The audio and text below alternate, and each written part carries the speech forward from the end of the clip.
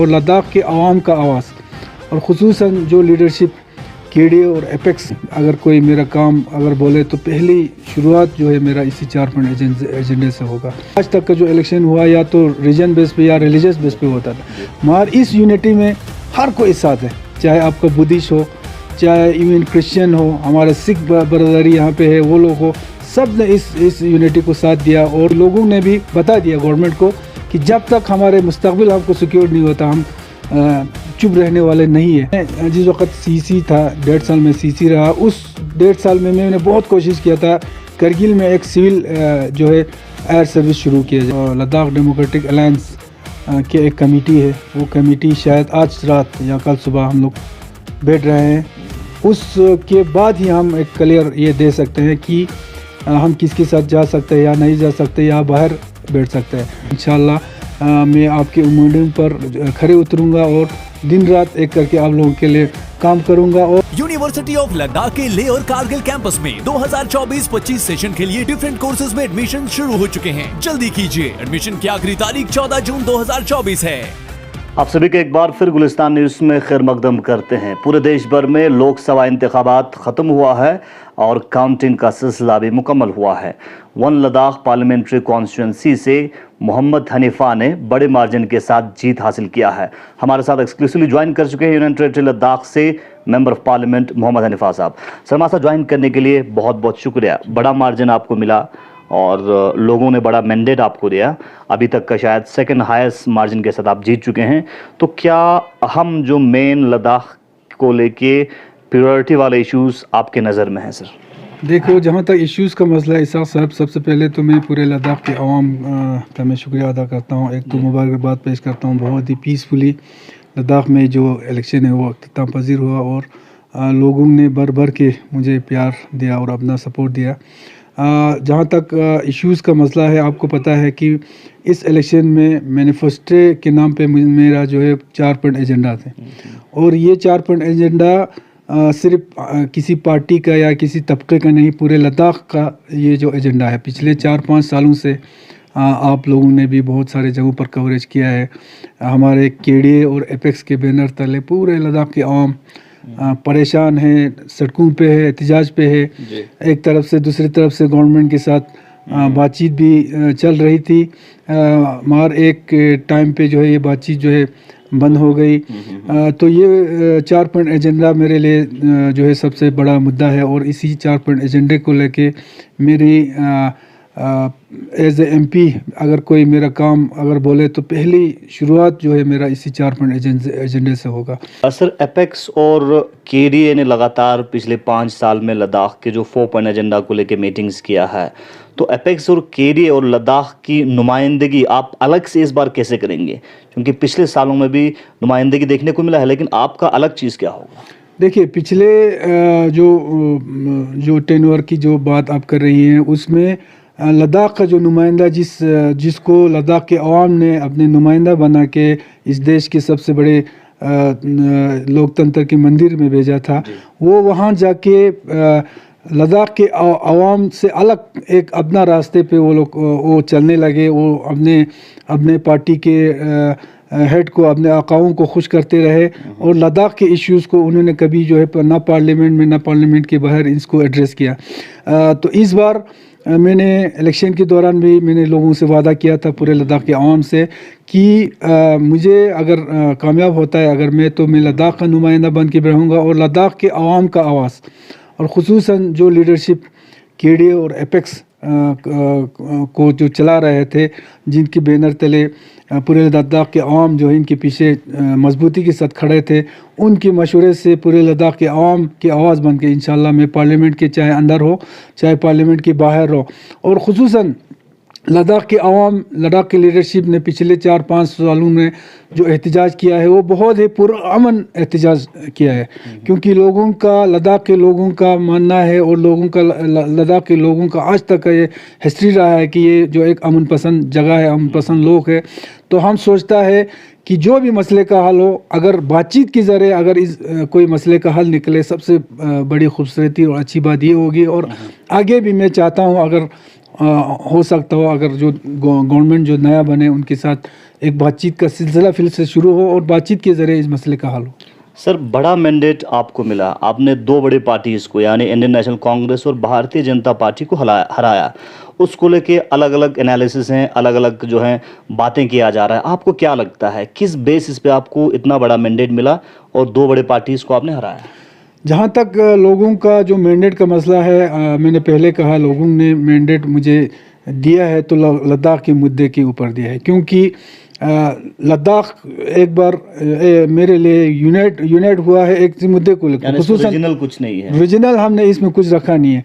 बेशक करगिल में शुरुआत इस यूनिटी का हुआ है, लेकिन इलेक्शन में जब गया तो लोगों ने, चाहे इस बार सबसे खूबसूरती बात यह है कि आज तक का जो इलेक्शन हुआ या तो रीजन बेस पे या रिलीजियस बेस पे होता था, मगर इस यूनिटी में हर कोई साथ है, चाहे आपका बुद्धिस्ट हो, चाहे इवन क्रिश्चियन हो, हमारे सिख बरदरी यहाँ पे है, वो लोग हो, सब ने इस यूनिटी को साथ दिया। और इसलिए दिया क्योंकि लद्दाख के मुद्दे के ऊपर, लद्दाख के उस पर हमने ये यूनिटी किया था और भरपूर जो है इस यूनिटी को साथ मिला। और मैं समझता हूँ ये एक रेफरेंडम है, गवर्नमेंट को इसके ऊपर सोचना भी चाहिए, अगर क्योंकि लद्दाख एक इस देश का जो है सबसे बड़ी एक इम्पोर्टेंट जगह है, तो इसकी इम्पोर्टेंसी को देखते हुए गवर्नमेंट को सोचनी चाहिए, क्योंकि लोगों ने भी बता दिया गवर्नमेंट को कि जब तक हमारे मुस्तकबिल हमको सिक्योर नहीं होता हम चुप रहने वाले नहीं है। तो मुझे उम्मीद है कि गवर्नमेंट इसके ऊपर सीरियसली देख के इसके ऊपर गौर करेंगे। सर, 4 पॉइंट डिमांड्स के बगैर जो लेह करगिल के जो दूसरे बड़े इश्यूज़ हैं, खासकर करगिल के कॉन्टेक्स्ट में जो करगिल एयरपोर्ट है या जोजिला टनल के अर्ली कंप्लीशन है, तो इन मुद्दों को आप कैसे एड्रेस करने की कोशिश करेंगे? क्योंकि इससे पहले भी जिस तरह की भी मेंबर ऑफ पार्लियामेंट आते हैं या जिस तरह की भी सरकारें आए हैं, उन्होंने एश्योरेंस किया है कि इनको हल करेंगे। उस 4 पॉइंट एजेंडे के अलावा जो हमारे मुद्दे हैं, इसमें फर्स्ट प्रायोरिटी जो है, टॉप प्रायोरिटी पे मेरे करगिल एयरपोर्ट होगा, क्योंकि मैं जिस वक्त सीसी था, 1.5 साल में सीसी रहा, उस 1.5 साल में मैंने बहुत कोशिश किया था करगिल में एक सिविल जो है एयर सर्विस शुरू किया जाए, और काफ़ी हद तक मैं आगे भी बढ़ा था, मगर मुझे रीज़न पता नहीं है कि ये कहाँ रुका था। क्योंकि आपको भी मालूम है पिछले कई सालों में उड़ान स्कीम में भी करगिल को जो है दो बार नहीं 3 बार जो है इस स्कीम में डाला गया था, मगर फिर से ये हो गया था। तो इंशाल्लाह पहली फुर्सत में मैंने इस एयरपोर्ट के मसले में मैंने देखना है, और मुझे उम्मीद है, क्योंकि मुझे पता है, क्योंकि एज ए सीसी जब मैं थे, मैं एयरपोर्ट अथॉरिटी से लेके एयर इंडिया के जो उनके अरबाब अख्तियार थे और हमारे सिविल एविएशन के जो उस वक़्त के थे, मैं सबसे मिला था और काफ़ी हद तक आगे बढ़ा था। तो मुझे एक अंदर से एक ये उम्मीद है कि सीरियसली इस चीज़ के ऊपर हम काम करेगा तो ना बनने का सवाल नहीं है। तो इंशाल्लाह फर्स्ट प्रायोरिटी मेरा करगिल एयरपोर्ट है, इसको मैं इंशाल्लाह बहुत जल्द, इंशाल्लाह मुझे उम्मीद है ये इस पर कामयाब हो जाएंगे। इसके अलावा मैंने पहले कहा है, हमारे करगिल हो या लेह हो, हर इलाके में अपने अपने इश्यूज़ हैं। मैंने लेह में हमारे नुब्रा वालों का एक ख़ासकर ये हमारे बगदाद तुर्तुक साइड के जो लोग हैं उनका एक मुद्दा मैंने देखा। उनका एक रोड है यहाँ से हनु से उधर, हालांकि काम शुरू वहाँ पे हुआ है, मगर बीच में उस काम को बहुत स्लो हुआ है, बल्कि कुछ टाइम के लिए बंद भी हुआ है। तो उसमें मैं बहुत जल्द उसके ऊपर भी देख के उस मुद्दे को मैंने देखना है। उसके अलावा हमारे पनीखर से रोड है, पहलगाम रोड है। इसके अलावा हमारे चांथा इलाका, जांस्कर इलाका, हर इलाके का अपना अपना जो है मसाइल हो सकते हैं, है भी है। उन मसाइलों के ऊपर इंशाल्लाह हम प्रायोरिटी वाइज हम काम करेंगे और लोगों को साथ लेके, लोगों के मशवरे से हम काम करेंगे इंशाल्लाह। सर, जिस तरह की आप एश्योरेंस दे रहे हैं और जिस तरह की डिमांड्स लोगों का है उसको हल करने के आप एश्योरेंस दे रहे हैं, तो उन सारी चीज़ों को हल करने के लिए गवर्नमेंट का सपोर्ट ज़रूरत पड़ता है।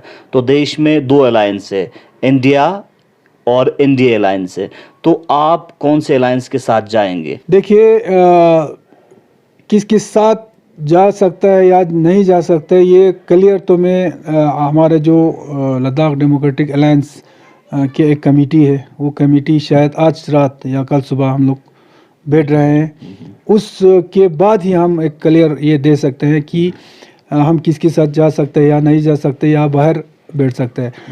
रहा सवाल गवर्नमेंट में जाने से या ना जाने से आपका काम, और मुझे लगता है वो ज़्यादा उसके ऊपर ये नहीं पड़ता, क्योंकि गवर्नमेंट जिसकी भी हो, मुझे पूरे लद्दाख के आवाम ने एक रिप्रेजेंटेटिव बना के मुझे अपना मैंडेट दे के मुझे वहाँ भेज रहा है, तो मेरे ज़ाती उसको नहीं देख के गवर्नमेंट जो है आवाम के जज्बात और उसको ये रखे, क्योंकि ये देश जो है एक लोकतंत्र देश है, ये जमहूरी निज़ाम में रहने वाले एक देश है। और दूसरा मैं समझता हूँ जिस तरीके से पूरे देश की आवाम ने एक मैंडेट दिया है, उससे बीजेपी को भी अभी सोचने पर मजबूर हो जाएगा कि आपने एक डिक्टेटरशिप वाली गवर्नमेंट चलानी है या एक लोकतंत्र वाली डेमोक्रेटिक गवर्नमेंट चलानी है, क्योंकि इस बार पूरे ऑल ओवर इंडिया ने भी लोगों ने भी जो है वो सब पार्टी को एक वो दिखा दिया है। तो मुझे लगता है ये एक लोकतंत्र देश है, आप चाहे गवर्नमेंट में हो चाहे गवर्नमेंट से बाहर हो, आप किसी क्षेत्र का एक कॉन्स्टिट्यूंसी के लोगों का आप रिप्रेजेंट कर रहा है, तो लोगों के उसको ये देखना है गवर्नमेंट ने।